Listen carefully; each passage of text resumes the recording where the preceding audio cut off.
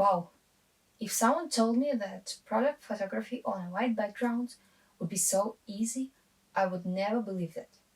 So, today I'm gonna show you how to create a product photo that meets the requirements of marketplaces by using just two light sources and my absolutely white background.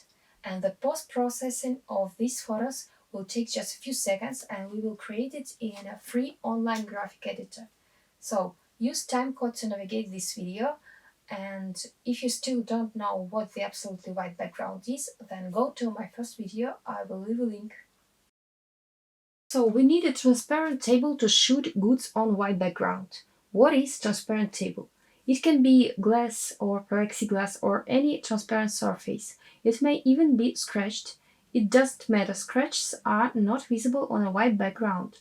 The main thing is that surface must be clean. Glass surface cannot hang in the air. Some supports are needed, and again, it can be anything. The main thing is that these supports do not come into contact with the front and back edges of the transparent table. I use a stand for electronic piano as a support. It is convenient. It is compact and unfolds to the desired size. But two stacks of books or something else will suit also. If you have a workspace in your office, you can think of something simple for stationary use. So, first let's look at the difference between absolutely white background and a white paper background. I got the same light source as in the first video. It is LED ring lamp. There is one important thing you need to understand. Absolutely white background has an important nuance. Its reflectivity contrasts more strongly with the reflectivity of other materials the further the light source stands. If you put the lamp closer, then the apple will be more illuminated. The background will remain illuminated. You can bring the lamp so close that even the white paper will turn absolutely white. But this will not work. If you overexpose the paper, the product will also be overexposed. So don't forget to check the distance to the light source. It should work for you. Building a scene is an inevitable process. The better you build it, the faster the work will go and the less post-processing you will need. I spend at least half an hour on debugging the scene when I need to create it. But if you shoot stationary, then you will quickly adapt, and after 2 or 3 shootings, you will spend a few minutes on these tasks. There are two important nuances that affect to the result. The lens you use must be more than 50 millimeters, preferably 100 millimeters. And what about light? Well, it's always better to use softboxes. Just imagine a small, powerful light is directed in your face. Yes, it looks like an interrogation. And now take a softbox with the same power, and the ambience will change. Well, let's go back to the apple. The ring lamp is not a softbox, of course, but it's good enough, especially if we are shooting small objects. The background is highlighted well, but here we see a transparent table. There is clearly not RGB 255. Why do we see a gray background there? Everything is simple. Even the glass casts a certain shadow, so the background is not completely white there. And one more thing. Any transparent surface gives double reflection. Professionals know how to deal with this, but it is either expensive or laborious, so we will create a photo without reflection at all. This will require another light source that will illuminate the bottom of the scene. The light will be located under the table. I usually take an off-camera flash and just use it at a full power. And today I will show you the same scheme using a street lamp as an example. That's because I don't have anything else right now. Let's look. Depending on how I turn the light, the picture changes. You can just remove the reflection or you can highlight the object from below. It all depends on your task, but I prefer to direct the light so that it does not touch the object. And you need to understand that if you know how to fix the problem with double reflection, then the light can be directed so as not to remove the reflection but to emphasize it beautifully. As you can see, our photo is good enough and we don't need to spend a lot of time on the post-processing stage. But still, the situation can be different, so let's open the online editor and I will show you everything. I'm using an online editor called Photopea. So we got a JPEG file. Of course, it complicates post-processing. I always recommend working with RAW files. They have more flexibility in settings, but even JPEG is okay, so we can handle it. First, you need to crop the photo. You can check the horizon.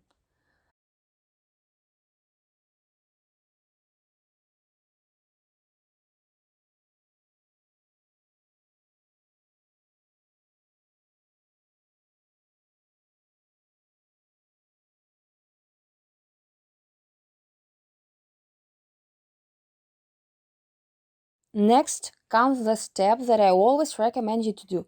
Create a layer on the top and fill it with white color.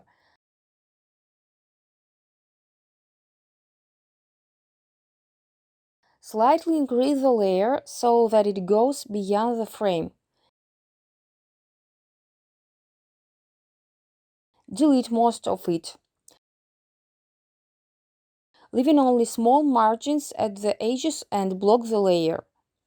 So, first of all, you will see what to strive for, and secondly, when you work, you might not notice a few gray pixels somewhere at the border of the picture, and then when you export the photo, they will become visible.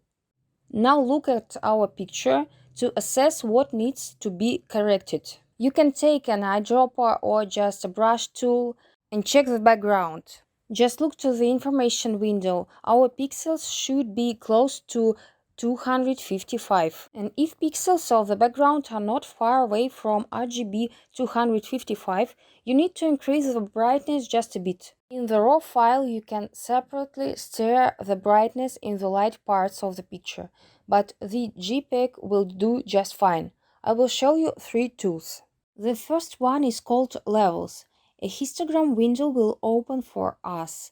It shows the brightness of all pixels on a scale from 0 to 255, and those of our pixels that are near but does not reach 255 can simply be moved and the picture will become lighter.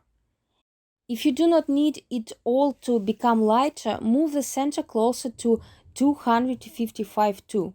Let's check it with an eyedropper. Well, we are just super well done. Everything worked out. So we see one problem. There is a shadow. We got the shadow because we are using a small lamp and not softbox. But we can make it lighter with just white brush. So I create new layer, take a white brush and fix these problems.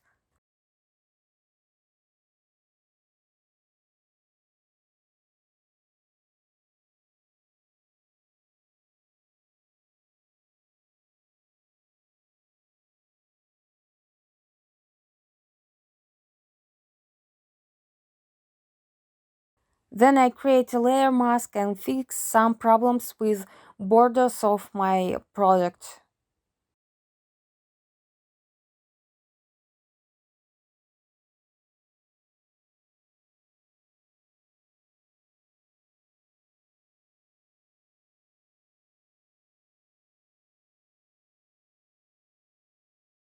Now you can see that the shadow is completely invisible. Now everything is great, but what if you were not able to get such a strong contrast between product and background?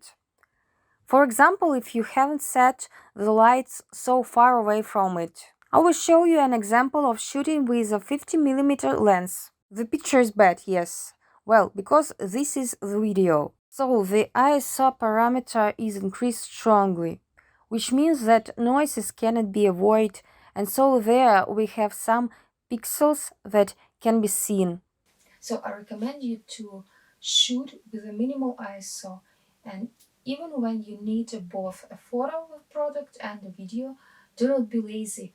Create two scenes because you need different parameters. The product photography allows you to shoot at a minimal ISO set to 100, even in low light. So even such a photo can become good, And here I even saved for you a comparison of two backgrounds, absolutely white and paper one. So this is how you can touch up a photo using levels.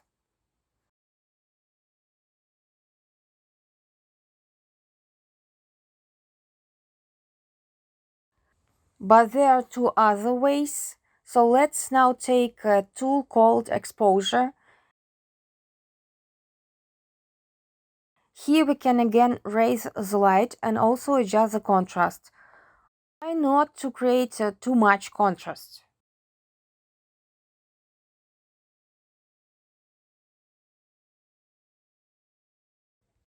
And then move light slider.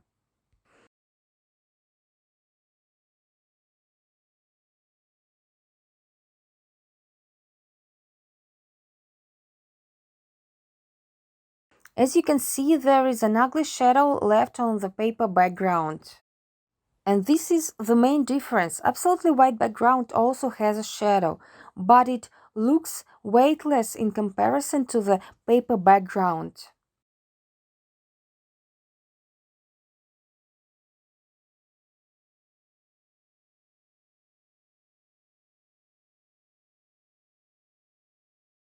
There is one more method, color replacement tool.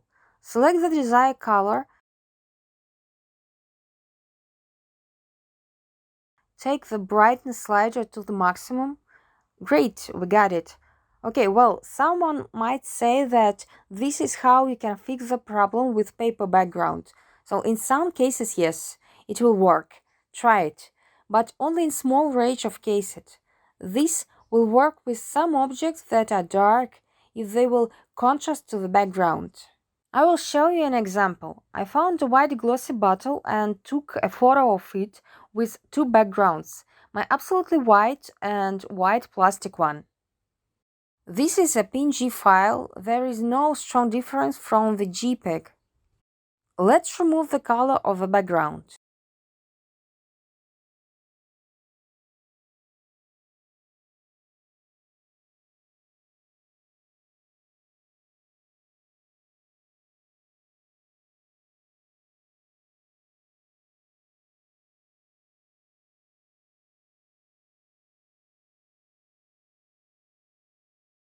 In the first case, everything goes great. We don't lose the glare of the bottle even. Perfect.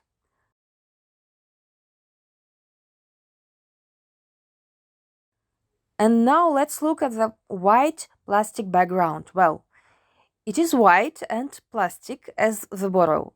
I think you already guessed that nothing will work out here.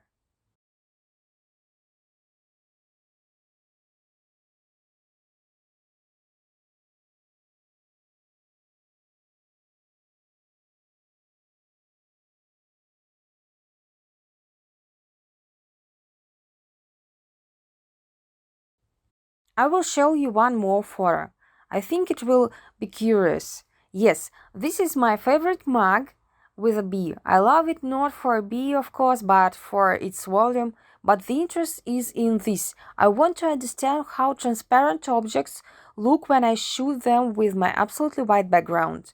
And again, a plastic background will compete with it. So even if you take a photo against a white background and then cut the transparent object from the background using the mask, these drags will remain in the middle and the photo will look unnatural, which usually means that you have to tinker with such objects to create a normal look. And in case of using my absolutely white background, everything looks good at once.